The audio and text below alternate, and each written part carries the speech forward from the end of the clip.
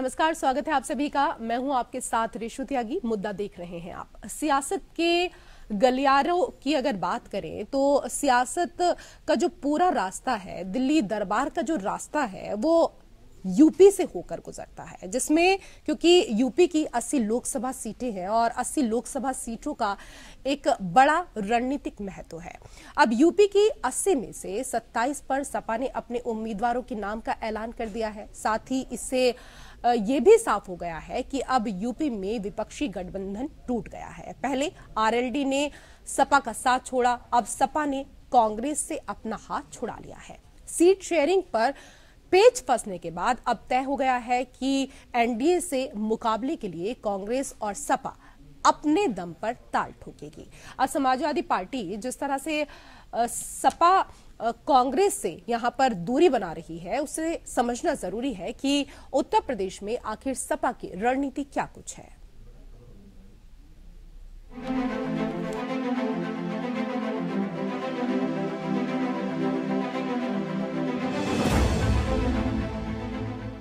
Samajwadi party अब तक उत्तर प्रदेश में 27 उम्मीदवार उतार चुकी है। अखिलेश यादव की ओर से पार्टी की पहली लिस्ट 30 जनवरी को जारी की गई थी। इसमें 16 उम्मीदवारों के नाम थे। इनमें डिंपल यादव को मैनपुरी, रविदास मेहरोत्रा को लखनऊ और शफीकुर रहमान बर्क को संभल से उतारा गया था। इसके अलावा एक लिस्ट सोमवार को जारी की गई। इसमें 11 उम्मीदवारों के नाम हैं। इस लिस्ट में सपा ने गाजीपुर से मुख्तार अंसारी के भाई अफजाल अंसारी को उतारा है। बीजेपी से चुनावी दंगल में दो हाथ करने के लिए अखिलेश यादव ने पिछड़ा, दलित और अल्पसंख्यक यानी पीडीए फॉर्मूले को निकाला था। इस लिस्ट में उन्होंने पीडीए फॉर्मूले का ख्याल रखा है। लिस्ट में शामिल 11 उम्मीदवारों में से 4 पिछड़े समुदाय से हैं और इसके अलावा 5 अनुसूचित जाति से हैं। वीरेंद्र सिंह क्षत्रिय हैं, जबकि अफजाल अंसारी मुस्लिम हैं। सपा ने ये लिस्ट ऐसे वक्त में जारी की है जब सपा प्रमुख अखिलेश यादव ने राहुल गांधी की अगुवाई वाली भारत जोड़ो न्याय यात्रा में शामिल होने के सवाल पर कहा था कि पहले सीट शेयरिंग फाइनल हो जाए। इसके लिए अखिलेश यादव ने कांग्रेस को 20 फरवरी तक का वक्त दिया था, लेकिन अभी तक सीट शेयरिंग पर कोई सहमति नहीं बन पाई है। ऐसे में ये तय हो गया है कि उत्तर प्रदेश के पूर्व मुख्यमंत्री और सपा के राष्ट्रीय अध्यक्ष अखिलेश यादव राहुल गांधी की भारत जोड़ो न्याय यात्रा में शामिल नहीं होंगे। अब सवाल उठता है कि क्या अखिलेश ने भी इंडिया गठबंधन का साथ छोड़ दिया है।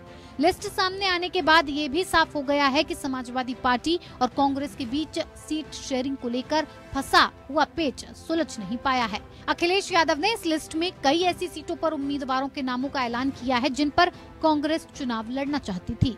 गौरतलब है कि सपा ने कांग्रेस को पहले 11 और फिर 15 से 17 सीटें ऑफर की थी, जबकि कांग्रेस 20 सीटों पर चुनाव लड़ना चाहती थी। वहीं इस बीच सीट शेयरिंग को लेकर अखिलेश यादव के बयान पर कांग्रेस महासचिव जयराम रमेश ने कहा कि बातचीत को अंतिम रूप दिया जा रहा है। एक सकारात्मक माहौल है। समाजवादी पार्टी चाहती है इंडिया गठबंधन एक साथ लड़े। हम भी चाहते हैं कि इंडिया गठबंधन और मजबूत हो। बातचीत को अंतिम रूप दिया जा रहा है। बातचीत चल रहा है। सकारात्मक एक माहौल भी अच्छा है। एक सकारात्मक माहौल है। समाजवादी पार्टी चाहती है कि इंडिया गठबंधन के रूप में हम लड़ें। हम भी चाहते हैं कि इंडिया गठबंधन और मजबूत हो। यहाँ वहाँ सीटों हम कुछ चाहते हैं, वो कुछ चाहते हैं। ये देखिए, जब समझौता होता है अलग अलग दलों के बीच में, लेन देन का सवाल है। हर एक पार्टी को कुछ लेना पड़ता है, लेना चाहती है पर देना भी पड़ता है, तो उसमें थोड़ा समय लग रहा है। पर मुझे पूरा विश्वास है अखिलेश जी का बयान जो कल था वो भी बड़ा सकारात्मक था कि हम चाहते हैं कि इंडिया गठबंधन हो, सीट शेयरिंग फॉर्मूला जल्द से जल्द तय हो, और उस भावना को मैं पूरा समर्थन देता हूं। हमारी पार्टी भी समर्थन देती है। बीते दिनों के दौरान कई बार कांग्रेस प्रदेश अध्यक्ष बनने के बाद अजय राय ने तल्ख संदेश दिया था। उन्होंने स्पष्ट कहा था कि हम हर लोकसभा सीट पर तैयारी कर रहे हैं। इसके बाद सपा और कांग्रेस खेमे से जमकर बयानबाजी हुई थी। बात इतनी बढ़ गई कि सूत्रों के अनुसार कांग्रेस हाईकमान को हस्तक्षेप करना पड़ा था। अब जिस तरह से सपा ने अपने उम्मीदवारों की लिस्ट जारी करनी शुरू कर दी है और राहुल की यात्रा से दूरी बना ली है, उससे साफ हो गया है कि उत्तर प्रदेश में तमाम कोशिशों के बाद भी अब इंडिया गठबंधन टूट चुका है। सूत्रों की माने तो अब दोनों ही पार्टी राज्य की सभी सीटों पर चुनाव लड़ने का मन बना चुकी हैं। Bureau report, APN. तो आधिकारिक तौर पर हालांकि ये ऐलान नहीं हुआ है कि गठबंधन अभी टूटा है या नहीं है, लेकिन खबरें बड़ी तेजी से आ रही हैं कि गठबंधन टूट चुका है। इसी को लेकर हम करेंगे चर्चा। कई विशेष अतिथि पैनल में हमारे साथ जुड़ चुके हैं। सबसे पहले उनका परिचय आपके साथ करा देते हैं। हमारे साथ कांग्रेस के प्रवक्ता मुन्ना खान जी जुड़ चुके हैं। बहुत स्वागत मुन्ना खान जी आपका। हमारे साथ सपा के प्रवक्ता फराज किदवई जुड़ चुके हैं, आपका भी बहुत स्वागत है। हमारे साथ राजनीतिक विश्लेषक डॉक्टर धनोज कुमार जुड़ चुके हैं, आपका भी बहुत बहुत स्वागत। और हमारे साथ इस चर्चा में बीजेपी के नेता कैप्टन आई सिंह भदौरिया आपसे कुछ देर बाद जुड़ेंगे। पहला सवाल मेरा डॉक्टर धनोज कुमार जी आपसे ही है, क्योंकि समाजवादी पार्टी और कांग्रेस के बीच यूपी में सीट शेयरिंग का जो मुद्दा है वो लगातार गहराता जा रहा है। और एक दिन पहले ही सपा की तरफ से कहा गया था कि अगर 20 फरवरी तक सीट शेयरिंग पर सहमति नहीं बनती है तो अखिलेश यादव भारत जोड़ो न्याय यात्रा में शामिल नहीं होंगे। और हुआ भी वही। सीट शेयरिंग को लेकर दोनों पार्टियों के बीच अभी तक भी बात सुलझ नहीं पाई है। इंडिया गठबंधन को लेकर, सीट शेयरिंग को लेकर जो डील हुई थी वो डील पूरी होती हुई नजर नहीं आ रही है। कहीं ऐसा तो नहीं होगा जिस तरीके से ममता दीदी ने ऐलान कर दिया कि मैं तो एकला ही चलेंगे, अकेले रास्ते पर चलेंगे, लेकिन गठबंधन में सबके साथ ही रहेंगे, लेकिन सीट किसी को नहीं देंगी। ठीक उसी तरीके से अखिलेश यादव भी कहेंगे कि मैं अपनी साइकिल पर किसी को सवार नहीं होने दूंगा। बहुत बहुत धन्यवाद सभी को, मेरा नमस्कार। आवाज आ रहा है मेरा? जी, आपकी आवाज मिल पा रही है। हाँ, बहुत बहुत धन्यवाद। 2 लाइन से शुरुआत करूंगा। अब तो दोस्त भी बेवफा लगने लगा धनोज।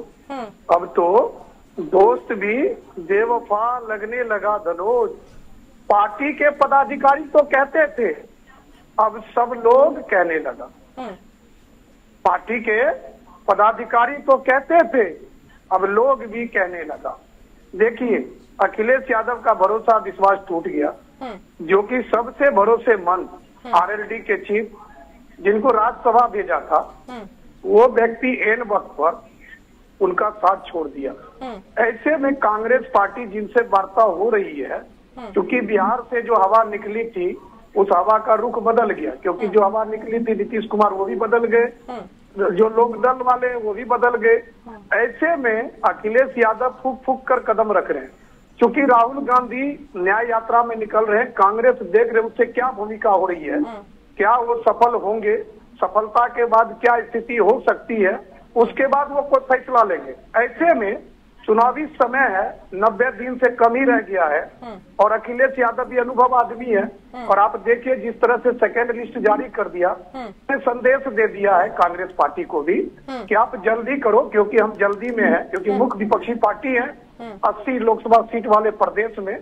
ऐसे में मैं इंतजार नहीं कर सकता, क्योंकि यह बात भी सत्य है, जो राजनीति करते वो जानते हैं कि जब टिकट का घोषणा हो जाता है तो वो नेता अपने क्षेत्र में जाकर वहाँ के लोगों से कहता है कि आप हमको वोट दीजिए। लेकिन जब समय ही कम रहेगा और टिकट की घोषणा होगी तो ऐसे में क्या जाकर बोलेगा। तो इस दृष्टिकोण से अखिलेश यादव जो है एक एक कर लिस्ट जारी कर रहा है, जो कि उनके पार्टी के लिए फायदेमंद है, क्योंकि कांग्रेस इंतजार के मोड में है। कांग्रेस जो है जिस तरह से आप देख लीजिए याद यात्रा उत्तर प्रदेश में, लेकिन मेन चीज ये भी है ना कि जिनको सीटें दी सबसे पहले आरएलडी को, उन्होंने भी साथ छोड़ दिया। उनसे तो कम से कम उम्मीद थी कि सबसे पहले आपको सीटों के लिए ऑफर किया है तो आप साथ रहेंगे, लेकिन कहते हैं ना कि साथ छोड़ने वाले कोई भी बहाना हो साथ छोड़कर चले ही जाते हैं, फिर आप उनको कितने भी रोकने की कोशिश क्यों ही ना करें। लेकिन ये बताइए मुन्ना खान जी, जितनी सीट आप लोग मांग रहे हैं उतनी अखिलेश यादव देने के लिए तैयार नहीं है, और चुनाव होने में अब मुश्किल से 2 महीने शेष रह गए हैं। अभी तक आप लोगों की सीटों को लेकर कोई बात नहीं हो पा रही है। आखिरी समय में अखिलेश यादव ने अगर हाथ उठा दिए तो आपके पास क्या ऑप्शन रहेगा, क्योंकि कहा भी जा रहा है कि गठबंधन जो है वो टूट गया है, इस तरह की खबरें आ रही हैं। इससे अच्छा तो आप अकेले ही चुनाव लड़ लेते।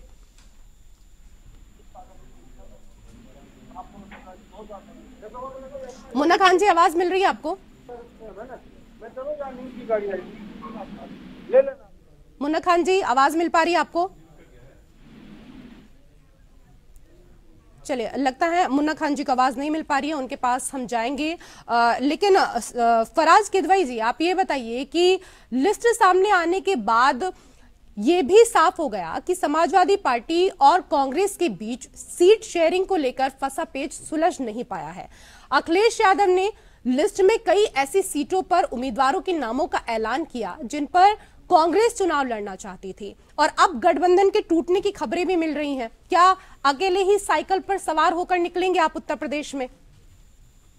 देखिए रेशु जी, सबसे पहले तो मैं आपको ये बता दूं कि ये जो गठबंधन की टूटने की खबरें हैं या समाजवादी पार्टी और कांग्रेस में जो दरार की खबरें हैं, ये जो प्रोपेगेंडा पार्टी एक है ना, भारतीय जनता पार्टी जिसका नाम है, ये सब बीजेपी कराती है, ताकि क्या है ना कि वो हर मीन्स में डेमोक्रेटिक और अनडेमोक्रेटिक तरीके अपना करके किसी न किसी तरह से इनको सत्ता और शासन पे सरकारें बनानी।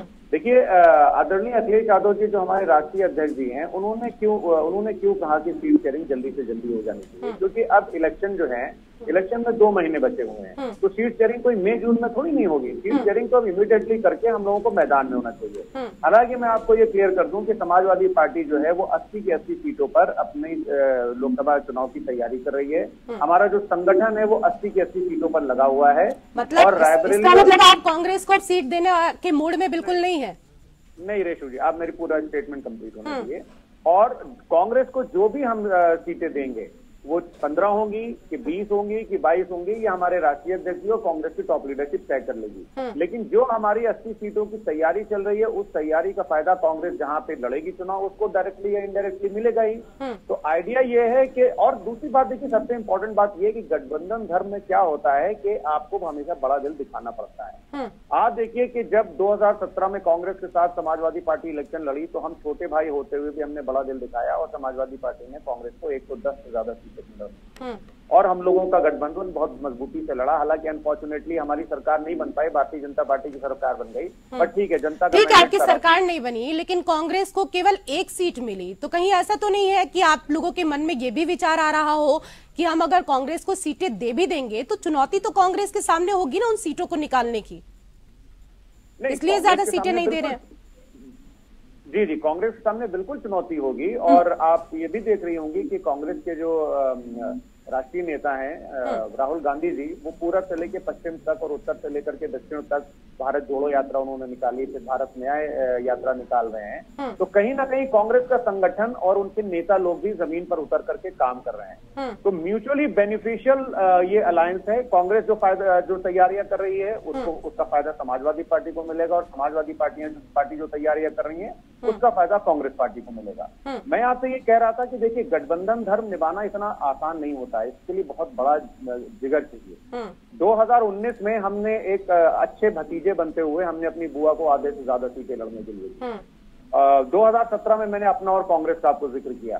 जयंत जी को हम लोग ने हमेशा सपोर्ट किया, वो नगरपालिका ना पहुंच पाते बागपत की, लेकिन हमने उनको राज्यसभा पहुंचाया। स्वामी प्रसाद मौर्य जी चुनाव हार गए थे, उनको फिर भी हम लोगों ने विधान परिषद पहुंचाया। तो हमारे राष्ट्रीय अध्यक्ष आदरणीय अखिलेश यादव जी हमेशा सहयोग की राजनीति करते हैं, लेकिन कभी कभी होता क्या है कि बहुत सारे नेता ऐसे हैं जो अपने पर्सनल स्वार्थ के लिए और अपनी पॉलिटिकल महत्वाकांक्षाओं के लिए हमको धोखा दे करके और आगे बढ़ जाते हैं। लेकिन ये लड़ाई बड़ी है रेशु जी, जो टिकेगा वही आगे चलेगा। आप देखिए कि ठीक है, आप कह रहे हैं कि लोग आपको धोखा दे जाते हैं, लेकिन कांग्रेस भी तो इसी बात को कह सकती है ना, अगर आपका गठबंधन टूटा तो, क्योंकि कांग्रेस तो आपके ऊपर निर्भर थी कि आप ज्यादा से ज्यादा सीटें कांग्रेस को देंगे, लेकिन अगर आप लास्ट टाइम में हाथ खड़े कर देंगे और कहेंगे कि हम कांग्रेस के साथ अब नहीं जा रहे हैं, तो कांग्रेस के पास अब क्या विकल्प बचेगा? क्योंकि अब चुनाव में तो ज्यादा समय शेष रह नहीं गया है, तो ऐसे में सबसे ज्यादा परेशानी तो कांग्रेस के सामने आने वाली है। तो समाजवादी पार्टी और कांग्रेस पार्टी के बीच गठबंधन खत्म होने की लगातार जानकारी मिल रही है।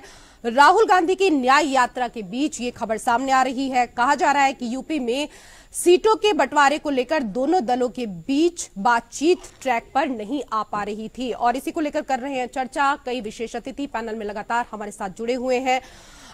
मुन्ना खान जी, यूपी में भी इंडिया गठबंधन टूट गया, इस तरह की खबरें आ रही हैं।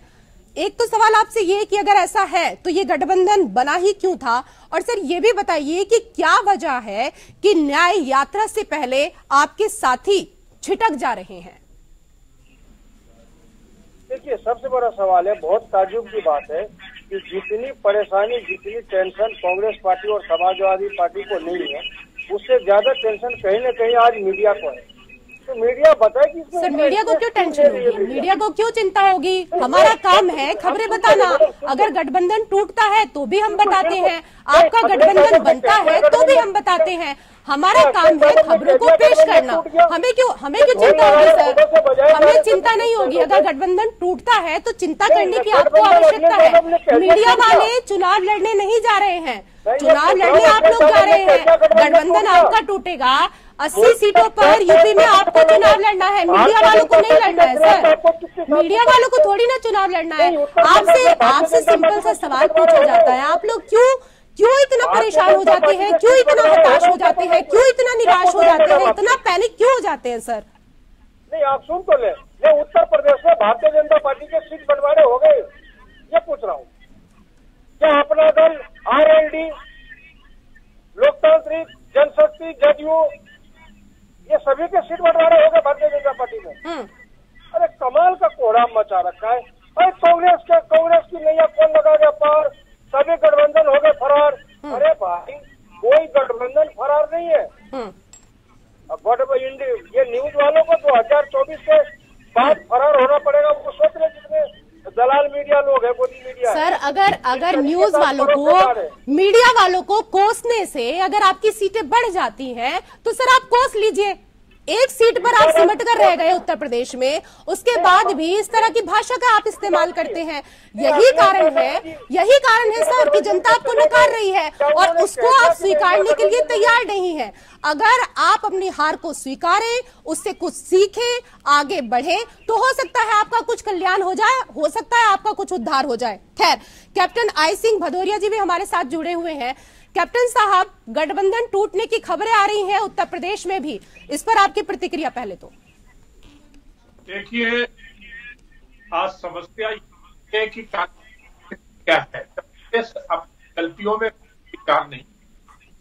अभी मुन्ना खान अच्छे मित्र है, मगर जब वो सत्ता का आईना दिखाते तो शायद कहीं ना लग जाता है और ठीक ठाक वो है मीडिया छोड़ने लगते। तो मीडिया के ऊपर ठिकाना छोड़ के गलतियों का स्वीकार करें तो आपको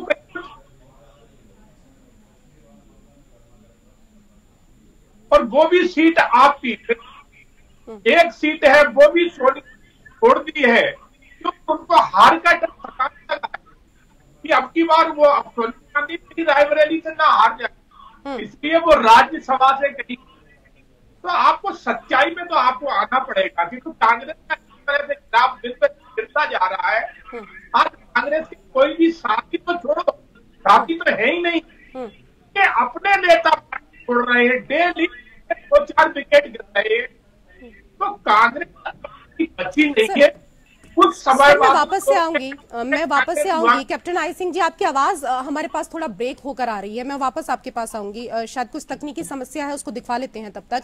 लेकिन डॉक्टर धनोज कुमार जी, राहुल गांधी की न्याय यात्रा जब भी उन राज्यों में पहुंची जो सहयोगी दलों का प्रभाव क्षेत्र है, तो साथी छिटक गए।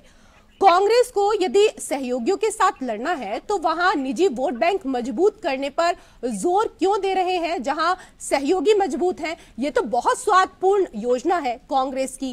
क्या इसलिए एक एक करके सहयोगी बिछड़ते जा रहे हैं, साथ छोड़ते जा रहे हैं? देखिए, समझना पड़ेगा कांग्रेस नेता राहुल गांधी, उनसे लोगों को क्या दिक्कत है या उनकी क्या दिक्कत है, क्योंकि वो न्याय यात्रा, चुनाव का समय है, चुनाव के टाइम में रणनीति बनाने, वो मैंने कहा ना पहले सत्र में कि वो देख रहे हैं, माहौल देख रहे हैं कि भैया पूरे भारत में कांग्रेस के प्रति क्या रुझान, लोग का जो है, मतलब जैसे इंदिरा गांधी जी आह्वान करती थी तो लोग घरों से बाहर निकल के आ जाते थे, वो देख रहे। लेकिन ऐसा नहीं है, परिवेश अभी बदला हुआ है। लेकिन ऐसे में गठबंधन धर्म का मतलब ये होता है कि चुनाव का समय बहुत कम है, ऐसे में कैंडिडेट का नाम घोषणा जल्दी होना चाहिए किसी भी दल के लिए। चाहे कोई भी दल अगर लेट कर रहा तो रिस्क ले रहा। अगर मान के चलिए गठबंधन है तो गठबंधन में इनके सहयोगी तो आरोप लगा रहे हैं। अखिलेश यादव जी चीख के बोल रहे हैं कि ये सीट शेयरिंग में देरी कर रहे, हमने चिट्ठी लिखा, हमने ये किया, हमने वो किया। चूंकि देखिए आरएलडी चीफ भाग गए ना, मतलब इनके गठबंधन से, ये लोग कहते हैं कि चले गए, तो देखिए राजनीति है, राजनीति नफा फायदा जहाँ दिखाई देगा वहाँ जाएगा। क्योंकि जयंत चौधरी को लगा जब उनके जो पूर्वज को दिया गया, किसान नेता को, प्रधानमंत्री जी को दिया गया भारत रत्न, क्योंकि उससे बड़ा रत्न तो कोई है नहीं जी। ऐसे में उन्होंने कहा था दिल जीत लिया, तो दिल जीत लिया तो वो छोड़ के चले गए गठबंधन। अब सवाल है यहाँ पर सपा कांग्रेस, यही दो तो बचे हैं। और एक इनका जो सपा के जो साथी है कमेरा, उसने पीडीए पर हाथ तो दिखा दिया कि पीडीए की बात तो सपा करते हैं, लेकिन पीडीए के लोगों को इंसाफ दिलाने की बात आती है तो उनको टिकट नहीं दिया था, राज्यसभा भेजने का काम किया। जया बच्चन कौन सा पीडीए है मुझे बता दिया जाए। ठीक है सर, मैं आऊंगी आपके पास, वापस आऊंगी आपके पास। लेकिन कैप्टन आई सिंह भदौरिया जी, एक चीज आप भी बताइए, क्या कारण है कि कांग्रेस के खेमे से साथी छूट रहे हैं और आपके खेमे में जुड़ रहे हैं? अखिलेश यादव का राजनीतिक रुख कैसा दिख रहा है आपको, वो भी जरा हम आपसे समझ लें।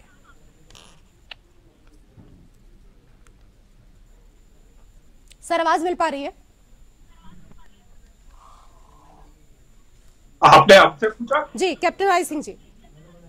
हाँ, थोड़ा दोहराएंगे जी। सर सवाल मेरा आपसे ये है कि कांग्रेस के खेमे से साथी छूट रहे हैं और आपके खेमे में जुड़ रहे हैं, इसकी बड़ी पीड़ा हो रही है इंडिया गठबंधन को। बिल्कुल ये वाजिब है। आज उनसे अपना जो घर संभाला नहीं गया है, अपने नेता संभाले नहीं जा रहे हैं। आप सोचिए कि जिन्होंने पूरी जिंदगी ही कांग्रेस में खपा दी, सब कुछ दे दिया, और आज भी वो जो है ना अपना घर अगर छोड़ के बाहर जा रहे हैं तो उनके अंदर कितनी बड़ी पीड़ा होगी। क्योंकि समस्या ये बची है आज कि कांग्रेस में ना तो नेतृत्व है और ना ही कोई नीति है, और विजन इनके पास कुछ है नहीं। तो इनके नेता भी समझ चुके हैं कि अब कांग्रेस का अंतिम समय आ चुका है, इसलिए वो उन्हें राजनीति करना है तो वो कांग्रेस छोड़ के जो है ना अन्य दलों में जा रहे हैं। भारतीय जनता पार्टी अधिकांश लोग आ रहे हैं क्योंकि उन्हें मालूम है कि भारतीय जनता पार्टी माननीय प्रधानमंत्री मोदी जी, जिन्होंने आज देश को एक नए आयाम में पहुंचाया है, विकास की एक घड़ी लगा दी है, आज हर वर्ग को विकास मिल रहा है। आज मुस्लिम जो लोग कभी हमारे लिए एक तुष्टिकरण की, चलिए ठीक है सर, अभी प्रचार का समय नहीं है, डिबेट में कम से कम प्रचार मत करिए, प्रचार से डिबेट को छोड़ ही दिया कीजिए, और वैसे भी समय का अभाव है। बहुत बहुत शुक्रिया आप सभी मेहमानों का हमारे साथ इस चर्चा में जुड़ने के लिए। मुद्दा में मेरे साथ फिलहाल इतना ही। नमस्कार।